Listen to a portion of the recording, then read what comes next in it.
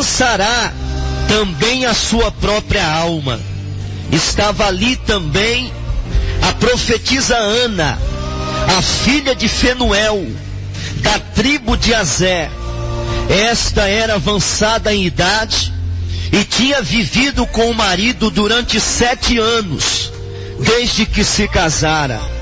Era viúva de quase 84 anos e não se afastava do templo, servindo a Deus em jejuns e orações, noite e dia. Chegando na mesma hora, dava graças a Deus e falava a respeito do menino e todos os que esperavam a redenção de Jerusalém. Que palavra tremenda essa palavra! Quando orava durante a manhã, Deus me trazia ao coração esse versículo do capítulo 2 de Lucas, o verso de número 26, quando diz: fora-lhe revelado pelo Espírito Santo que ele não morreria antes de ver o Cristo do Senhor. Quando essa palavra nos faz entender a promessa que esse homem chamado Simeão recebeu do Espírito Santo. E Deus me fazia lembrar a sua palavra a respeito de promessa. Quando nós ouvimos falar de promessa, nós nos lembramos de algo que nos dá uma expectativa, que nos dá uma esperança, que nos dá uma fé, que gera-nos uma perseverança, que nos faz levantar pela manhã cedo, abrir os olhos, respirar o ar, o oxigênio e entender que nós vivemos dentro das promessas do Espírito Santo. Me faz lembrar uma experiência de um amigo missionário que recebeu uma promessa de Deus, que ele estaria pregando em vários países, em várias nações, ele estaria levando a palavra de Deus. Mas quando ele se encontrava numa viagem missionária, dentro de um avião, de repente o avião começa a ter um problema mecânico. E tudo aparentava que aquele avião iria cair, iria acontecer um acidente. E você sabe que acidente de avião, dificilmente alguém sobrevive dentro dele, quando tem-se esses acidentes. Mas aquele missionário, ele tinha promessa, ele só tinha entrado em alguns 2 ou 3 países, e Deus tinha mostrado para ele 15 a 20 nações aonde ele estaria entrando para levar a mensagem do Evangelho de Jesus Cristo.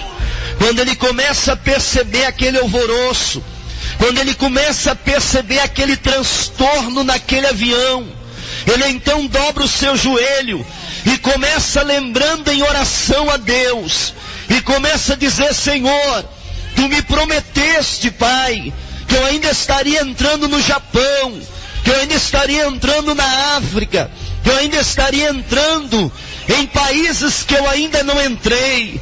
E de repente aquele avião, que parecia com uma doença no seu mecanismo, que ia cair, ele começa a funcionar normal, e eles conseguem ter um pouso tranquilo.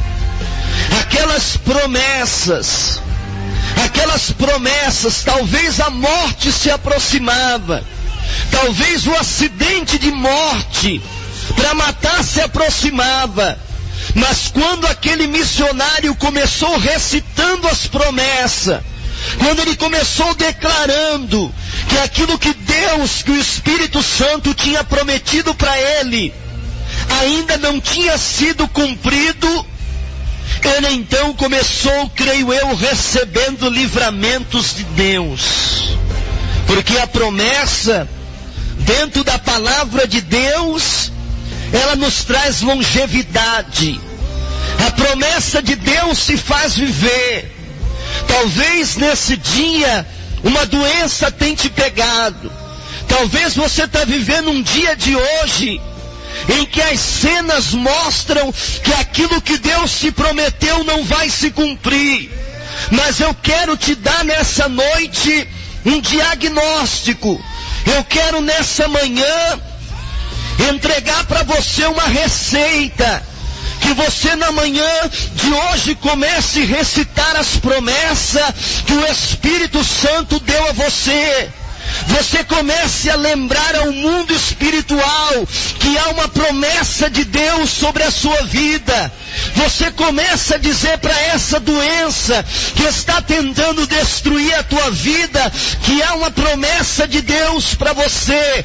Você começa a dizer para essa época que você está vivendo, que há uma promessa de Deus para você. Você começa a dizer para esse momento de agora, que há uma promessa de Deus para você. E eu tenho a certeza que o nosso Deus mudará esse quadro. Nesse texto mostra, quando a Bíblia diz que esse homem chamado Simeão, ele era justo e temente a Deus, e ele esperava a consolação do povo de Israel.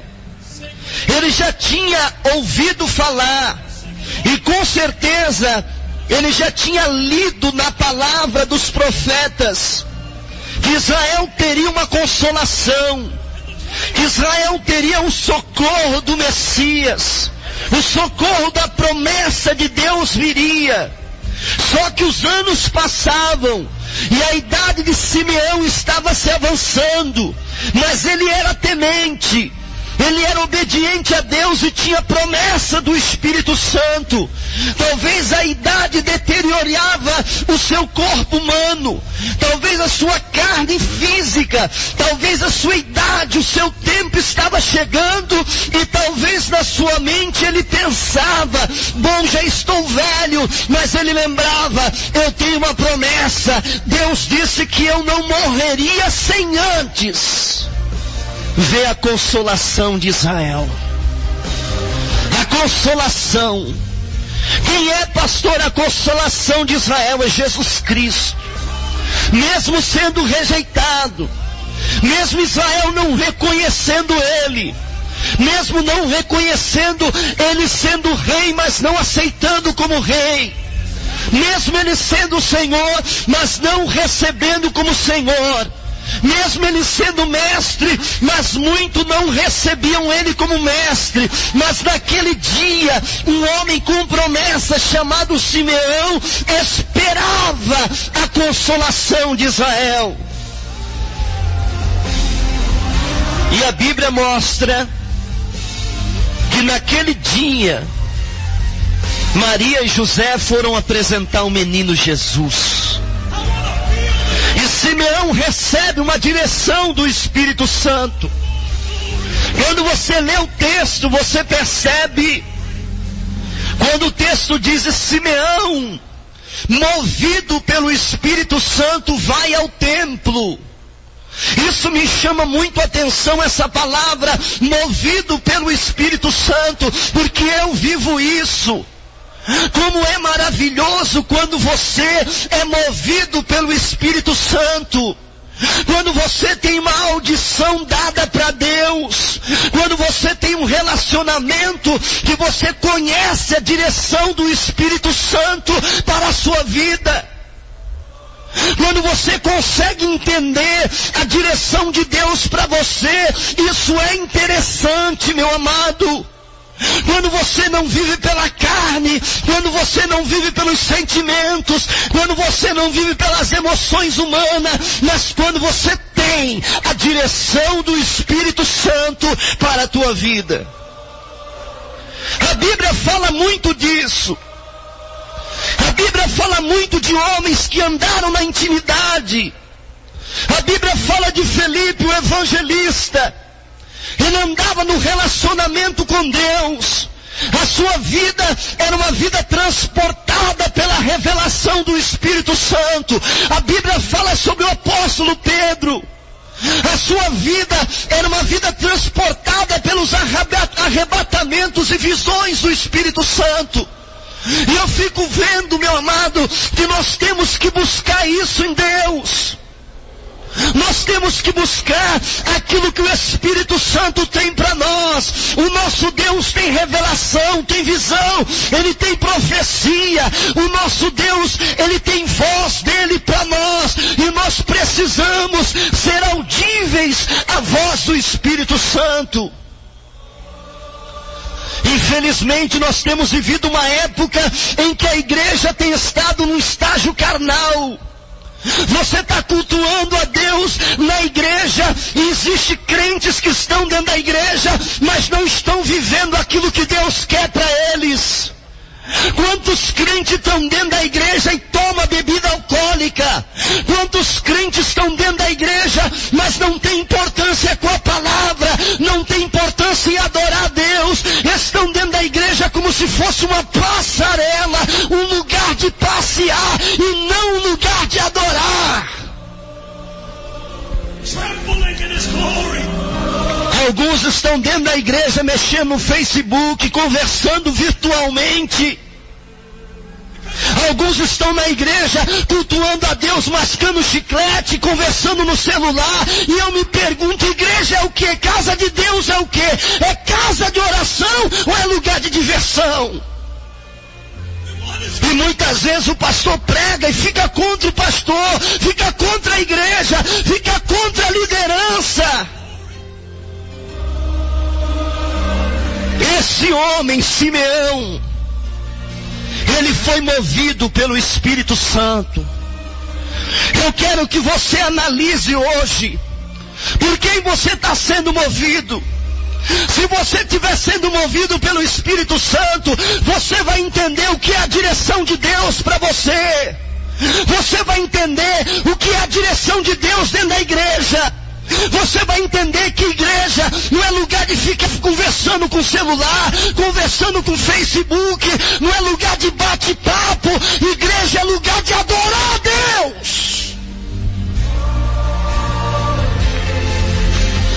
Simeão era assim. Ele, movido pelo Espírito Santo, ele vai ao templo. Quando ele chega no templo, ele depara com a realização da sua promessa. O templo é lugar de cumprimento de promessa. Quando você vai ao templo buscar Deus, saiba que muitas promessas se cumprem lá dentro, porque lá é o lugar da adoração. O judeu sempre, ele prestigiou isso. Quando você lê a Bíblia, no começo de Gênesis até o livro do Apocalipse, você vai ver que o prestígio judaico era o templo. Tanto é hoje, quando você olha as reportagens, os amigos que já estiveram lá, os amantes do templo de Salomão, estão lá no muro, durante o dia, durante a noite, durante a manhã, durante as madrugadas, eles estão lá. Porque eles entendem que é o lugar da adoração. Eu quero que você desperte, crente. Ah, pastor, eu vou sair da igreja. É problema teu. A igreja vai continuar se você sair ou não, se você permanecer ou não. A igreja vai continuar porque a igreja é de Deus, não é minha. A igreja é do Espírito Santo. E às vezes pastores ficam com medo de pregar. Não vou pregar contra a bebida alcoólica não, porque tem uns membros da minha igreja que vêm de bebida alcoólica, senão eles vão sair da igreja. E daí? Tem que ter mudança de vida, tem que ter transformação. Evangelho de Jesus Cristo é mudança de atitude. Evangelho de Jesus Cristo não é modernismo. Não, amado. Existem crentes que querem transportar modernismo para dentro da igreja, quer ensinar a usar tatuagem, ensinar a usar brinco na orelha, ensinar a usar piercing. Que isso, amado? Eu nunca vi a Bíblia ensinando essas coisas. Eu nunca vi os homens da palavra, os homens que andavam, aonde as suas sombras expulsavam demônios, aonde eles colocavam as mãos de batismo com o Espírito Santo, estava acontecendo. Dá esses exemplos. Eu vi Pedro dar exemplo de oração, de leitura da palavra.